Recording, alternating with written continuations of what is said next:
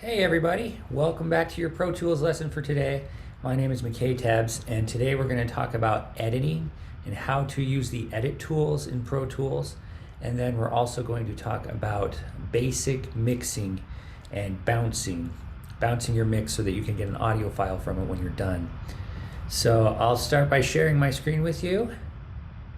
And one of the first things we're going to mention today is the subject of scrolling. Scrolling is the process by which your screen passes before your eyes when you push play.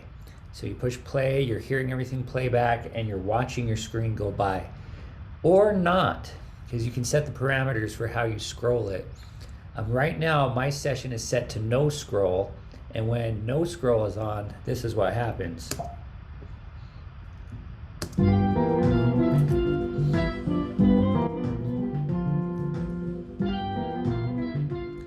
So you see the cursor moving. The cursor is moving across the screen.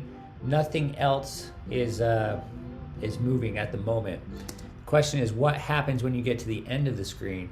I'm going to jump my cursor clear over here to the end of the screen and push play and watch what the cursor does and watch what the screen does.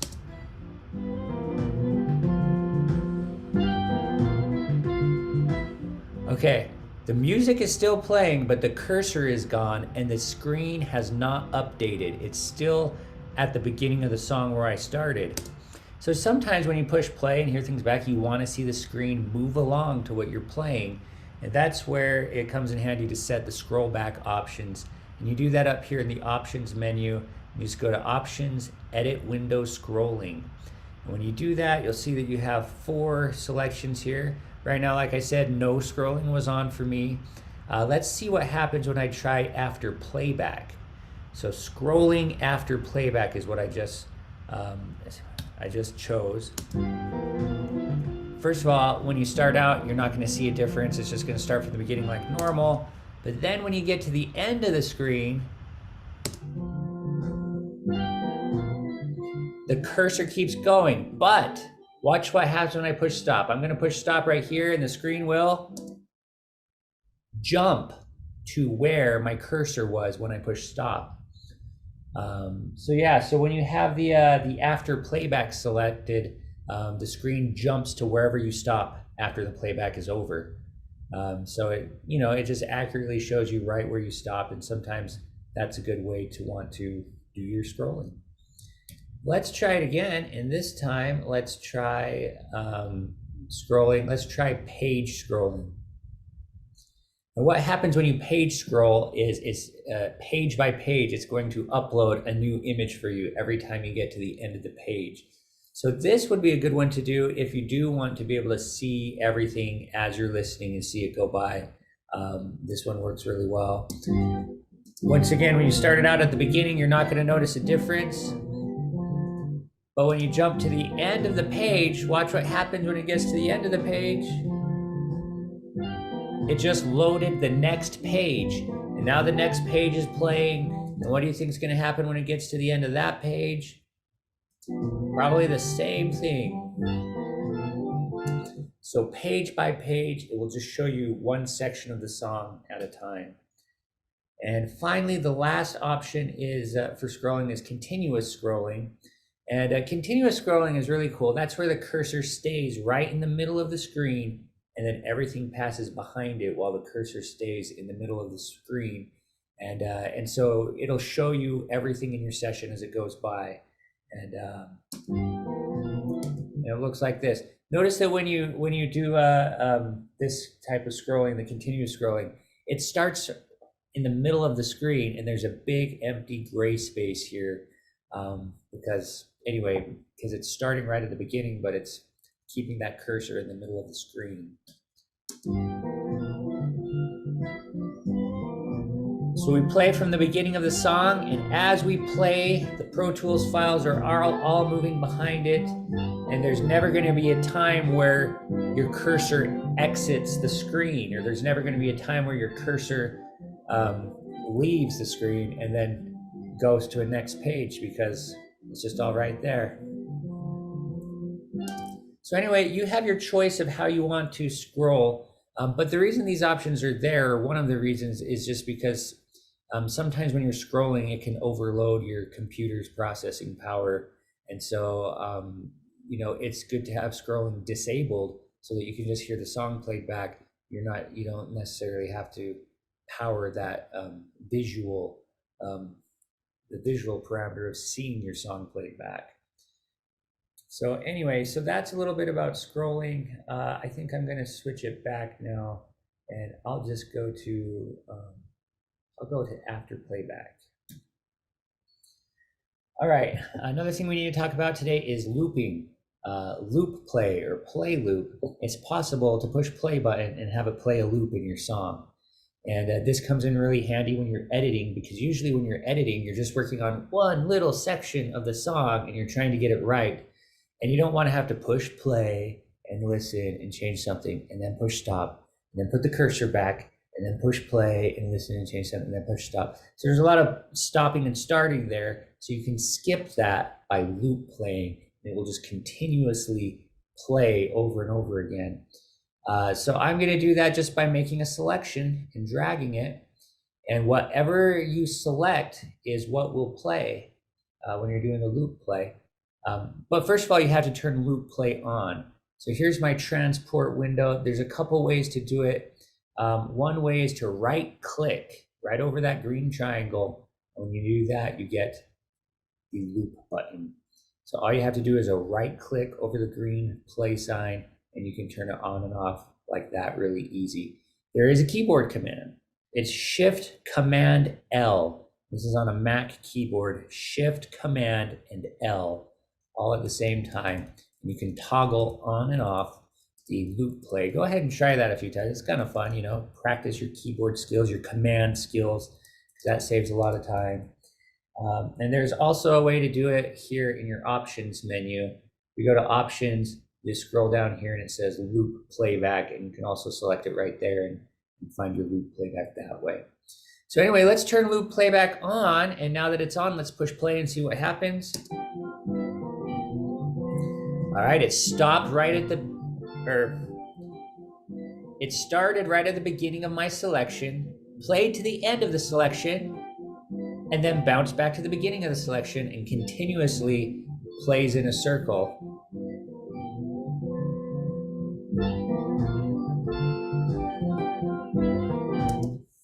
So anyway, loop play can be very handy when you're editing, once again, because you're trying to zero in on that spot that needs to be fixed. And so you just do the loop play to do that. All right, and now it's time to learn some keyboard commands for editing. So when you're editing, it's really handy to use your fingers, put them on the keyboards, and use all the keyboard shortcuts so that you can quickly make the edits that you need to make. You can always look up in the edit menu. Maybe I'll show you that first. It does have all the edits kind of listed here that you can do when you're trying to do things. But once again, a shortcut way is to just get it all memorized. And so to help out with all of these different edits, I made this Word document, and I'm uploading this Word document to this assignment. So you can click into it and open it on your own device, and you can kind of study this and practice this. But these are the Mac keyboard commands for all of these operations. And I'm going to assume that some of these are not brand new to you. I'm going to hope that some of these are not brand new to you, like copy and paste, Command C, Command V. Hopefully by now in your life, you've learned to do that in a Word document. When you're typing things and working in Word, you could have all these letters, you could highlight them, you could push Command C, and that copies what you highlighted. And then you can push Command V, and that pastes what you highlighted. So I'm doing Command V over and over again. I'm kind of practicing that command. So if I want to copy this word right here, Command, I just highlight it, Command C, and then come down here and Command V, and there's that word. So hopefully copying and pasting isn't new. If so, sorry, that might be kind of old for you. But how about cut? Cutting something is very handy too. When you cut something, whatever you highlight gets cut out of there, and it's Command X. So I'm pushing Command X. I just barely got rid of AND on the word command. So that's Command X that does that. But you should know that when you use Command X, it it remembers it onto your computer hard drive, and it allows you to paste it somewhere else too. So now if I do Command V, I can paste what I just barely cut. So cutting, Command X will take something out and hold it in a safe spot for a moment, and then it will paste it to somewhere new that you want it to be.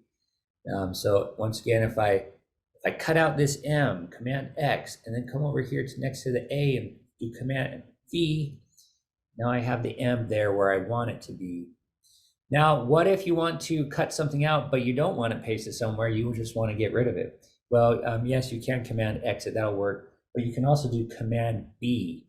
And when you do Command B, it will get rid of something. Actually, in word processor, it turns it to bold. But when you do Command B in Pro Tools, it will delete that thing from the session.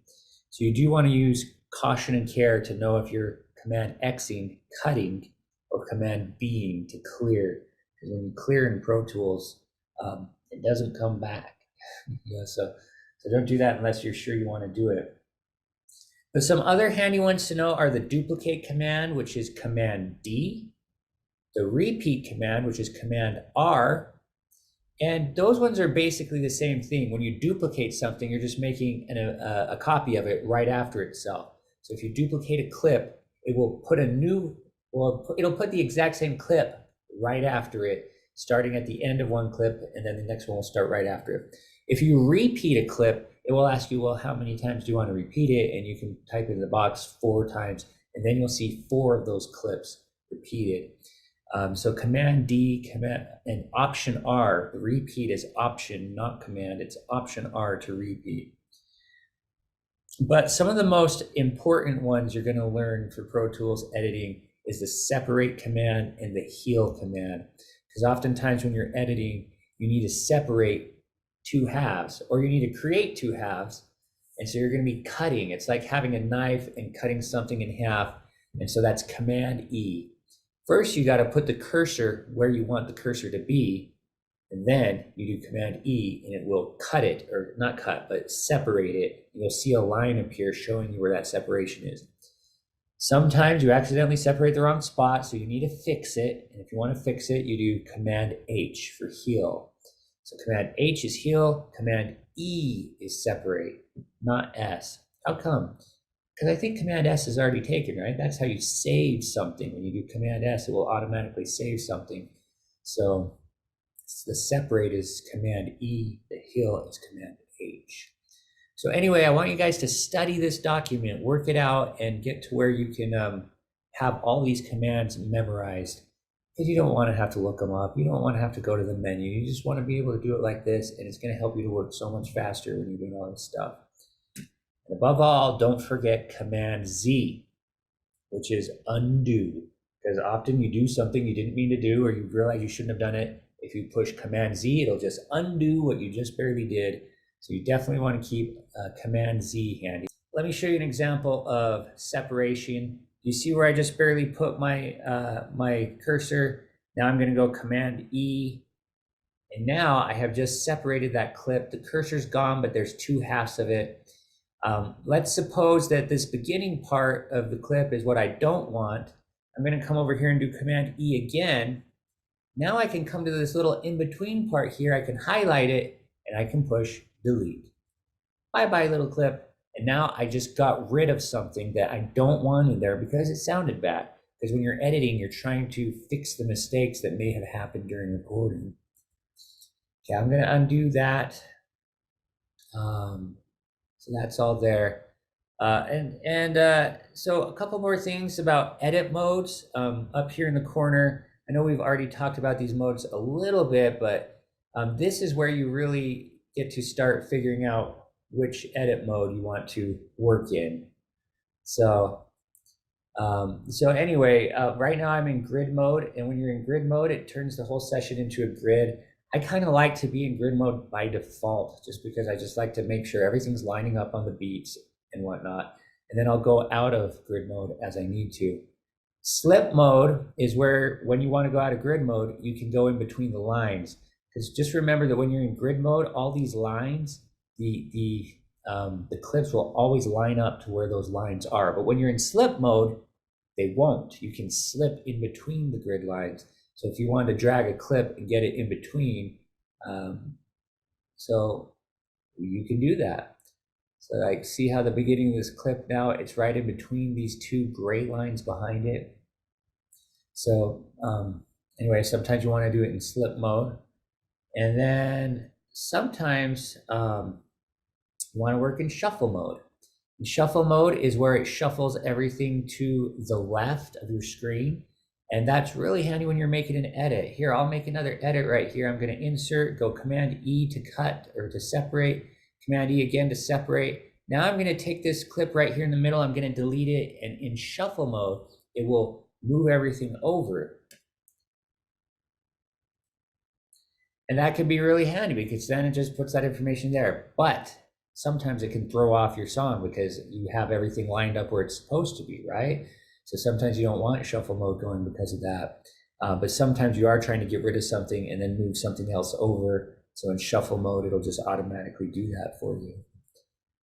And then lastly, let's talk about spot mode again. Spot mode is where you want to place a clip in a precise location. As soon as I clicked on this clip with my grabber hand, it opened the spot dialog box, and here it is open. Now I can place it somewhere. First of all, this clip is starting right here on beat 1. So, and if I look at the end, it's stretching all the way to about bar 18. So I'm going to type in bar 19 as the starting place.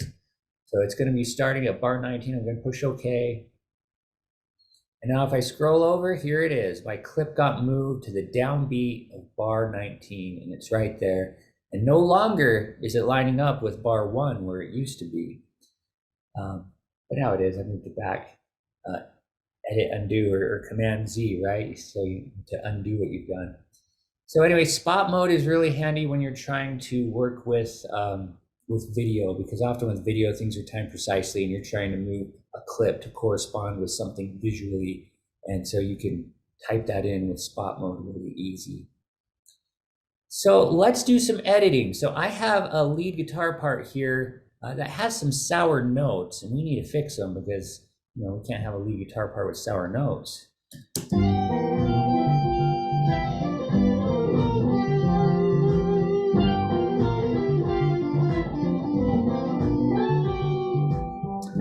Oh, we found my first sour note. Duh, not quite in the same key as duh. Well, it's a half step below. It should be a whole step below the root. Anyway, I kind of messed up. Need to fix that part. I already labeled it with my marker, sour 1, so I knew it was there. But once again, that's what it sounds like. First of all, I'm going to zoom in. I'm going to zoom in so I can see the transients that I'm trying to edit. And so up here in the top corner is where your zoom controls are. If you just push this arrow a couple of times, you will zoom in and zoom in and zoom in. And here's my sour note. I know that because I have the yellow marker there telling me. Right now, I can't quite see the transients. I think I need to zoom in more so I can see the transients a little better. I'm going to zoom in. And okay, this is helping. Now I kind of see the beginning of a transient. And maybe I'll try and make it a little bit bigger. The question is, where does that transient start? And by the way, a transient is a waveform. So like on this green track here, you see how this waveform gets really big like that and it comes back in.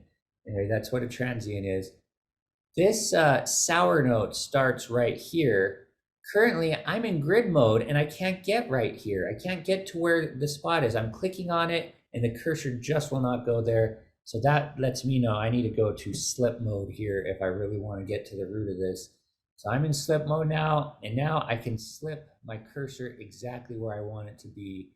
And I have just barely placed it at the beginning of that sour note. I'm going to go Command E, cut. Now my next question is, where does that sour note end? Looks like it ends right here. And if I scroll over a little bit, I'll see there's some more sound coming up next right here. But yeah, about right here should do it. So I'm going to insert the cursor again right here and Command E, separate. Now I have that sour note isolated. I'm going to click on it to highlight it, and I am going to push delete. And now it's gone. No more sour note. Yay. So let's double check and make sure it sounds good with everything that happened.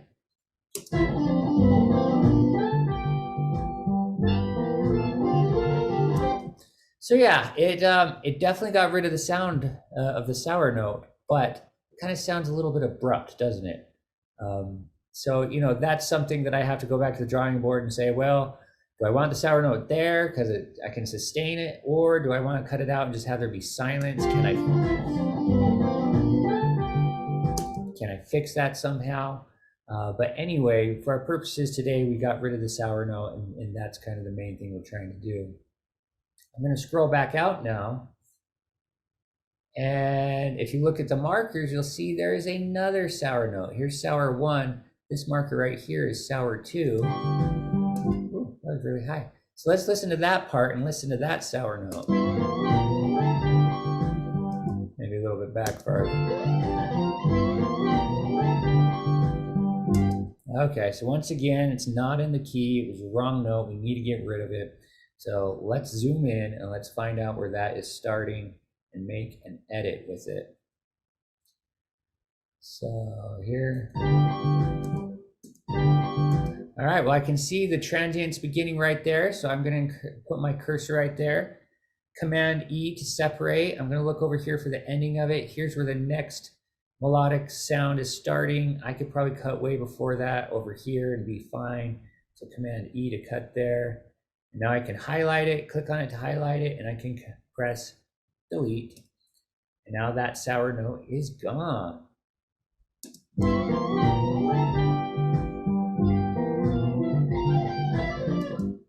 All right. So anyway, that's a little bit about how to do some editing on your tracks. And as you do those editing, you'll want to memorize all those keyboard commands and practice doing them so that you can use them when you need to. There's one more type of editing I want to show you really quick though, and it's editing with the trimmer tool. Up here, I have my smart tool selected. So you have the grabber, the selector, and the trimmer tool. And usually people like to have the smart tool because it can toggle between all three. But the trimmer tool over here has a special job. Its job is to trim the ends of clips. So right here where we made that edit, there's a big blank spot.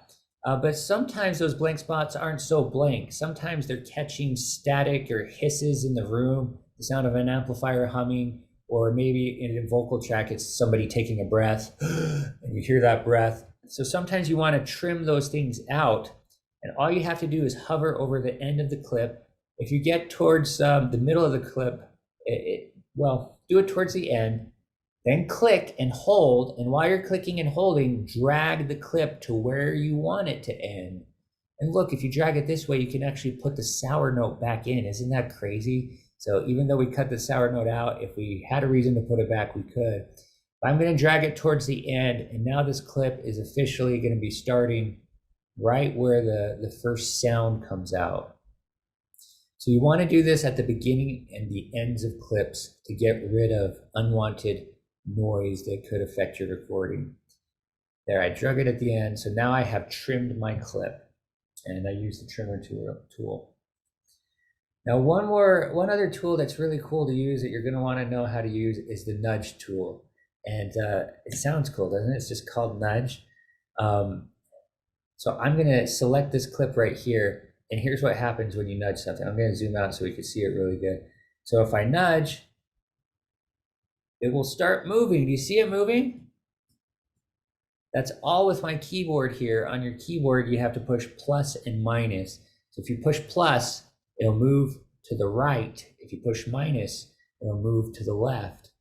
And anyway, that can be really handy because sometimes you want to move things in very, very small increments, a little bit more to the right or a little bit more to the left. You could click on it and try and drag it, but sometimes that's just kind of hard to do because clicking and dragging is, I don't know, sometimes if you let go wrong, it'll move again. But this nudge can just nudge something a little bit more to the side, whichever way you want to go. And so it could be a very good tool to use. And you can set the value of the nudge. So up here you have the nudge menu up here. And if you click on it, you can choose, first of all, what what you want your nudge to conform to. So right now I have bars and beats. So when my nudge is moving that clip, it's moving it in accordance with the bars and beats of the song. If I go to minutes and seconds, it'll move it in accordance with the minutes and seconds of the song. And then you can cut it down to things like move it for every 1 second or 500 milliseconds or 100 milliseconds. So here's 100 milliseconds. Now I'm going to nudge that to the right.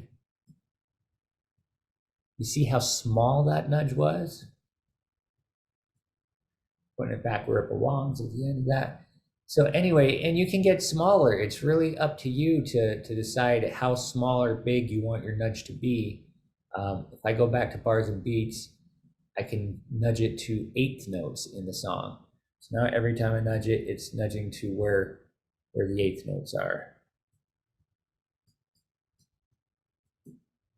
So anyway, go ahead and click the clip. You have to click it and select it first with the grabber tool. So select the clip by grabbing and then push the plus and minus side on your numeric keyboard. Maybe a laptop. I don't know if your laptop has a plus or minus. I guess if it doesn't, then it might be hard to do this. But you're going to need the plus and minus to be able to nudge those clips from side to side.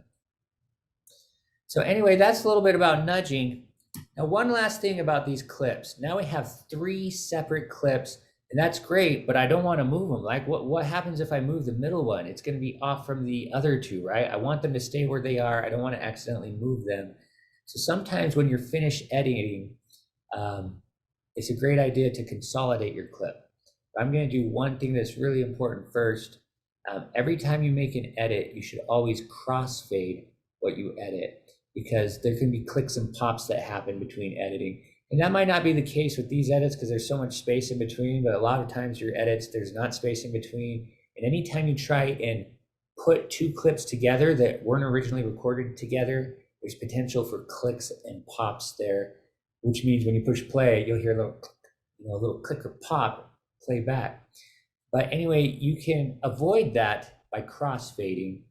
And see, to crossfade, you just select the regions you want to crossfade, and then you push Command F. I should have wrote that on the list. I think I will right after I'm done. I'll add that to the list, and Command Z. Anyway, you push Command F, and it does this crossfade. But anyway, always remember to crossfade your edits when you're done before you consolidate the track, because you don't want to consolidate it with those clicks and pops in there that could be in there.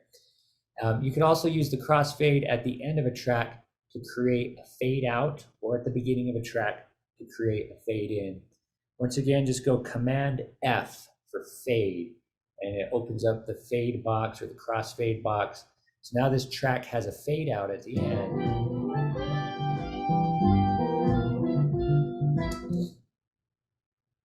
So you can add fades by using the Command F command on your keyboard, and you can do it that way.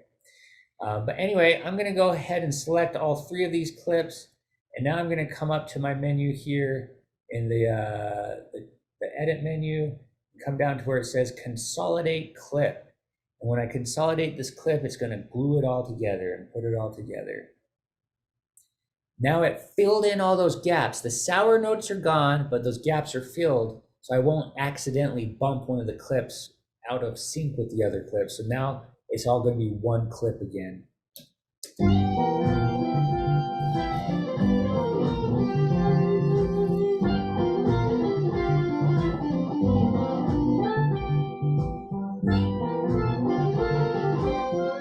Anyway, it's going to play on and play on. So yeah, so do your editing. That's very important to cleaning up your song before you're ready to mix it down and bounce it. But we are now going to talk about mixing down and bouncing your songs. First of all, if you come here to the mixer window, to these inserts, you can always insert certain things onto each track to make those tracks sound better. And generally, you always want to add inserts to each track to make them sound better. I'm not going to do that in extent right now a whole lot, but I am going to add one thing. It's always a good idea to add some EQ. So EQ is the frequencies, and it affects the frequencies of the track. Frequencies means note pitch. So you have high notes, you have middle notes, you have low notes, frequencies. and the EQ can affect which frequencies are emphasized. And anyway, it can make the track sound brighter or darker, better, depending on how you're using it. So first of all, I have it on this guitar track right here. I'm going to solo this guitar track so I can hear it. I'm going to push play. It's my main melody track. Right now I don't have any EQ on it. Let's add some. This is the preset menu, and I'm just going to go through this preset and I'm going to find one that I like. This is an electric guitar sound, so I'm going to go to electric guitar. Let's try electric guitar add bite. Okay, I don't know how well you heard that. That immediately changed the sound of that track. So it changed it. So yeah, I like it. That sounds better already. But I want to see what other things I can compare it to. So I'm going to use this plus and minus sign here. And I'm going to scroll through the presets and find one that I really like.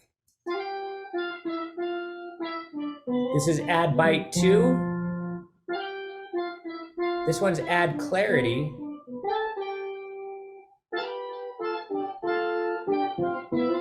This one's called big stack. That makes it sound bigger. That's cut the harshness. Anyway, it names each preset. I'm actually just going to go back to the first one, add bite. I kind of like that. Now you can grab these little balls that are on the lines and you can drag them up or down. And if you drag on the right side of the screen, that's the high frequencies. If you drag on the left side, that's the low frequencies. If you drag in the middle, that's your middle frequencies. So this green dot here on the right, when it's drug up like this, it means that the high frequencies are being emphasized. I'm going to drag it up some more and see what that sounds like.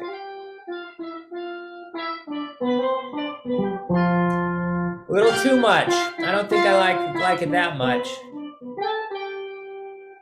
Let's try the low frequencies. That's basically cutting out those low frequencies. And that's raising them up. So anyway, you can and you should play with this to develop sounds that you like that will make each track sound great to your ears, and do this as part of your mixing. Another thing you want to look at when you're mixing is you want to look at the level of everything. So right now I have my faders here and I've kind of already mixed everything. I have a bass track, an organ track, rhythm guitar, guitar melody, and over here I have a riffs track. And I've kind of already mixed it so that my guitar melody is primarily the highest thing since it's the melody, right? My rhythm guitar is a little lower, and my bass and organ are way lower, and my drums too. My bass, organ, and drums are kind of down really far. Let me mute the guitar tracks and just listen to the bass, organ, and drums.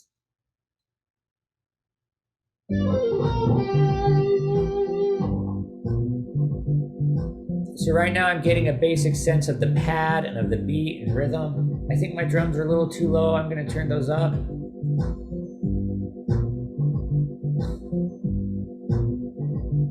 Yeah, okay. I basically like that. Now I'm going to add the rhythm guitar into that and see where it sits with everything.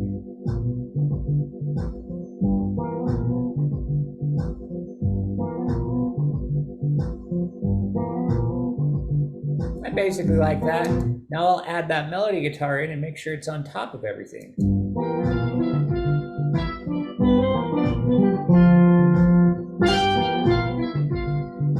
Notice that when it's too loud, you can clip. That's not a good thing. So don't set things too loud because you don't want to overload it.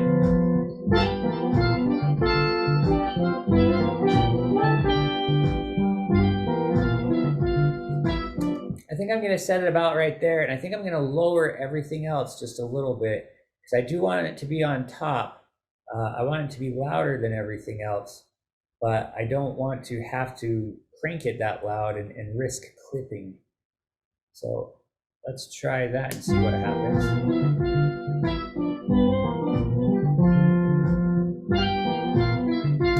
All right, that's good enough for me for right now. It's a pretty good mix of the song, so always check your levels. Make sure that the most important element is loudest because it's the most important, and that everything else is kind of supporting it.